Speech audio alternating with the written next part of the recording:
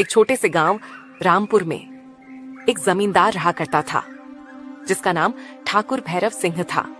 वह बड़ा ही क्रूर और निर्दयी किस्म का व्यक्ति था। वह अपने खेतों में काम करने वाले मजदूरों पर बहुत अत्याचार करता था।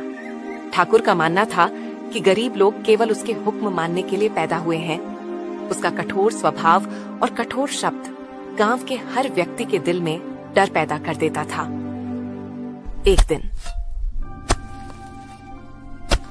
अबे रामलाल, ये क्या हाल बना रखा है मेरे खेत का? तुम्हें जितना पैसा मिलता है क्या उसके बदले मैं ये गंदगी सहूं? अगर काम ठीक से नहीं हुआ तो सबकी मजदूरी कटवा दूंगा, समझा?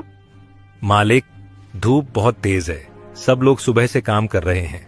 थोड़ा पानी पीने की इजाजत दे दीजिए, फिर जल्दी काम पूरा कर देंगे। पानी पीने की इजाजत? मैं यहाँ तुम्हारे आराम करने के लिए पैसे नहीं देता हूँ।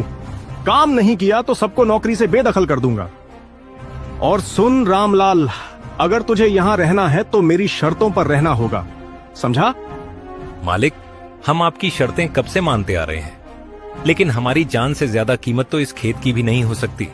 अगर पानी नहीं मिलेगा तो ये खेत भी अधूरा ही रह जाएगा। तेरी इतनी हिम्मत? रामलाल, मैं जो कहता हूँ यहाँ वही होगा। तू यहाँ बहस करने आया है या काम? बहुत समय पहले की बात है। एक गांव था जिसका नाम सुखनपुर था। ये गांव बहुत शांतिपूर्ण और खुशहाल था। गांव के लोग खेती बाड़ी करके अपना जीवन यापन करते थे।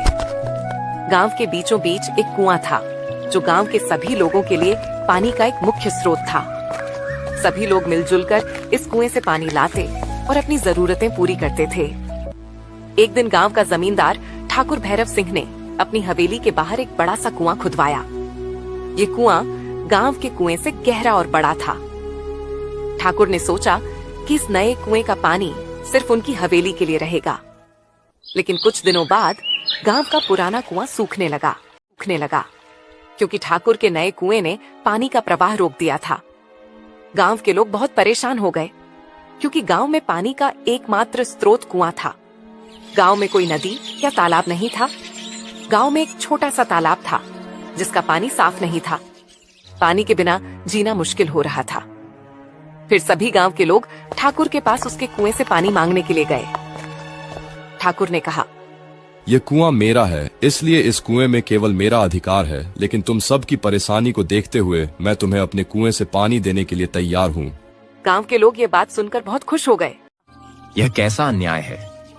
पानी तो सबका हक है। ठाकुर ने हमारे जीवन का आधार ही छीन लिया है। अगर अपनी फसल का 1/3 अनाज उसे दे देंगे तो हम भूखे ही मर जाएंगे। गीता, जो गांव की सबसे समझदार महिला मानी जाती थी, उसने कहा, हम ऐसे हाथ में हाथ धरकर नहीं बैठ सकते हैं। हमें एकजुट होकर कुछ करना होगा। ठाकुर ने हमें कमजोर समझा है। हमें अपनी आवाज उठानी होगी। हो गए। आपका बहुत बहुत धन्यवाद ठाकुर साहब। हम सभी आपका यह उपकार कभी नहीं भूलेंगे। परंतु पानी लेने से पहले मेरी एक शर्त है कि तुम सभी को मेरे कुएं से पानी लेने के बदले में हर महीने अपनी फसल का 1/3 अनाज मुझे देना होगा। तभी तुम सब इस कुएं से पानी ले सकते हो। ये सुनकर सभी लोग चौंक गए। गांव के लोग गरीब थे और फसल का 1/3 अनाज देने उनके लिए असंभव था। लेकिन पानी की जरूरत इतनी बड़ी थी कि कुछ परिवारों ने ठाकुर की शर्त को स्वीकार कर लिया। वहीं कुछ लोग ठाकुर के इस अन्यायपूर्ण फैसले के खिलाफ थे। गांव के लोग ठाकुर के अन्यायपूर्ण फैसले से हताश हो गए थे।